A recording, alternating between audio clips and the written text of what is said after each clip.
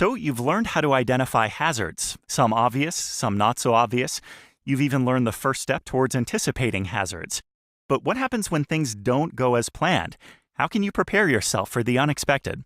Well, let's get out of here and I'll show you.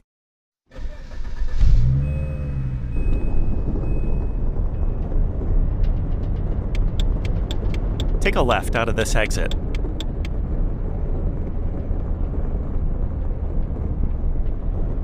Stop here and look left before pulling out.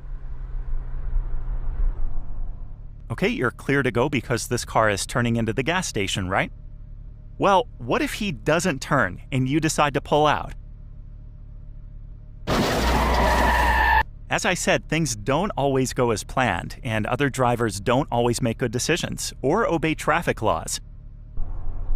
Now it's safe to pull out.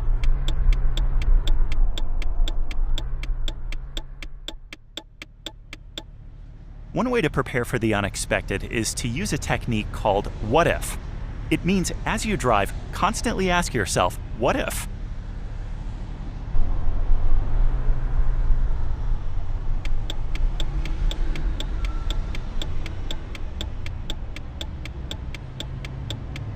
For instance, what if this car on the left decides to pull out in front of us?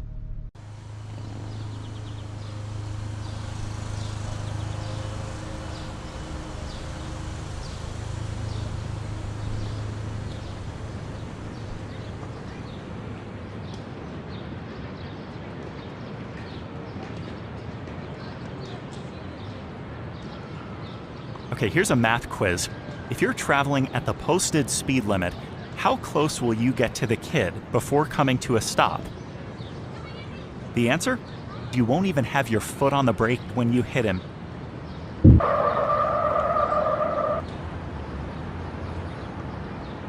Well, even if you were paying full attention to the road, it takes several seconds to recognize what's going on, determine if it's a hazard, decide on the appropriate response, and to move your foot from the accelerator to the brake.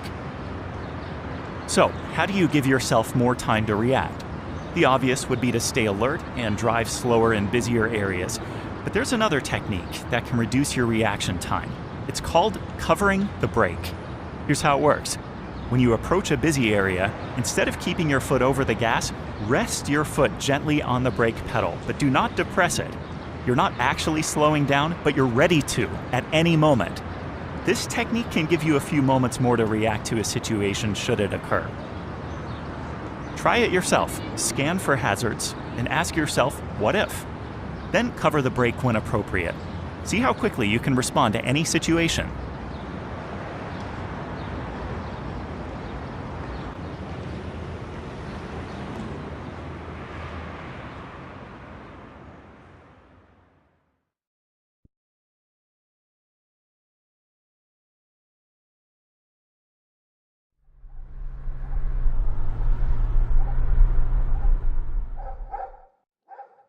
Their own set of rules.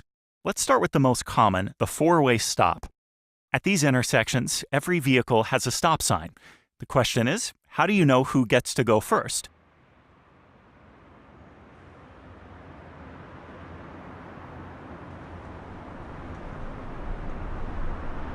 The rule is simple. The first one to arrive gets to go first, then the second, then the third.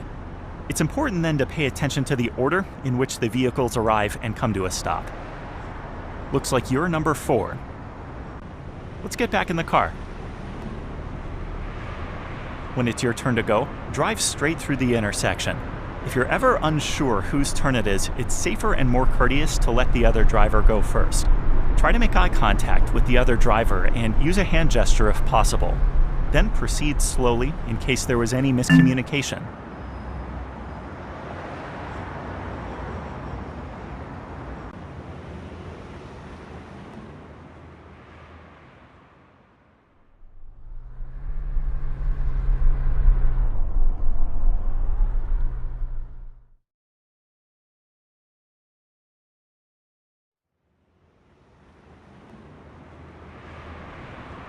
Try this on your own.